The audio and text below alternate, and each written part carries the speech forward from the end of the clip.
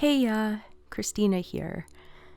Today I'm going to take you behind the scenes of my Rose Quartz artwork. The first step of my process is developing a mood board. So I looked up some Rose Quartz stones and really studied their characteristics, their special features, and some of their rock formations. I also explored different textures that bring energy. I also explored different colors of pink and what pinks that rose quartz carries, and also rock layers. Those were very interesting to me because they are very spontaneous and random. I also explored Procreate's paintbrushes to see what kind of effects I can create. I also explored landscapes because they also mimic rock textured layers. And then lastly, I wanted to look at some doodles, so very expressive line work to create energy. Now, normally at this stage, I would actually start working with pencil and paper first to really develop a concept, but because I was really trying to get to learn more about Procreate, I just decided to just jump right in and to just play around with the overall interface. So I started with adding some contour lines, but very expressively and loosely. I didn't want it to be very static. I really wanted to bring some movement in. And using the monoline brush tool, I kept the lines very even in thickness. The reason why I kept the top part of this artwork white is because I wanted to create breathing space. I started picking the base colors for this piece, and I normally just pick 3. I didn't want to go too crazy with colors. And then each of these colors would be masked out in 3 different sections, and these masks would help not to go over the line, and it also helps for later on when I add texture.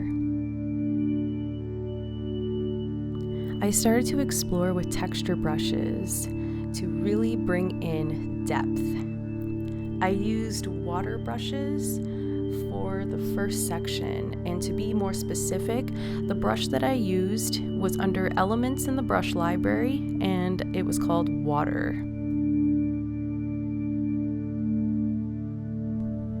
The middle section, the brush that I used was under the library painting. The brush is called Fresco, and it really brought in some really cool rocky textures as if it looks like it was slate. In the third section, I used a more softer texture, and it's under the artistic brushes in the brush library. The brush itself, its name is Tarale, and it really lightens up the painting. These textures really explore the rock's formations and the types of textures it produces. Lastly, for the finishing touch, I added in expressive lines to bring some energy to the piece and some movement. The brush that I used to do this was under the brush library inking, and the brush name Syrup. I saved out of Procreate as a flattened JPEG to then be placed into Adobe Illustrator. I created an artboard that was 8.5 by 11 and made 2 rectangles sized 4 by 6 inches for a card, and then merged the 2 rectangular shapes using the Pathfinder tool to create one whole shape. I added in crop marks to show where things are going to be cut down to actual size. Now I saved out my file as a PDF, so everything is flattened, my crop marks are there, and we are ready to go for print. Once I printed it out, I made sure that I printed on cardstock paper because that will help the card stand much better and the fold will be much cleaner.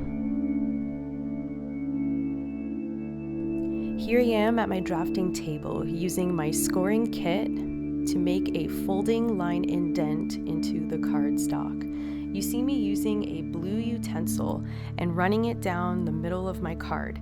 It's like an X-Acto knife, but it has a rounded point so that it doesn't cut through the paper.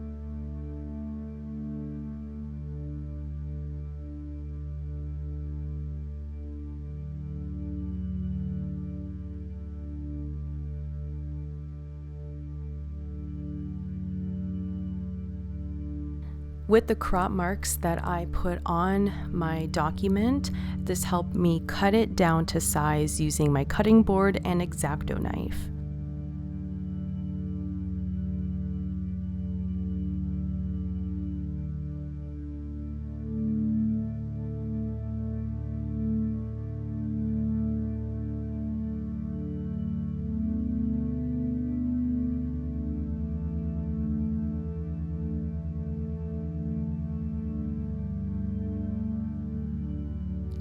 It was time to add some embellishments to this card, so I started with some tracing paper and outlined the area that I wanted to add some embellishments to.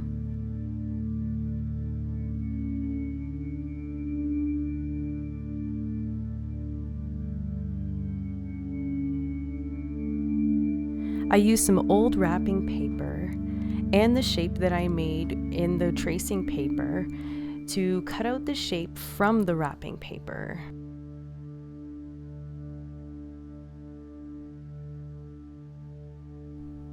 And to finish it all off, I use Mod Podge to glue down those small tiny pieces to the card. And here we are. Everything looks really clean, and adding that little embellishment on the card really dresses it up. It really stands out and it looks very elegant, but still brings in that energy that we're looking for.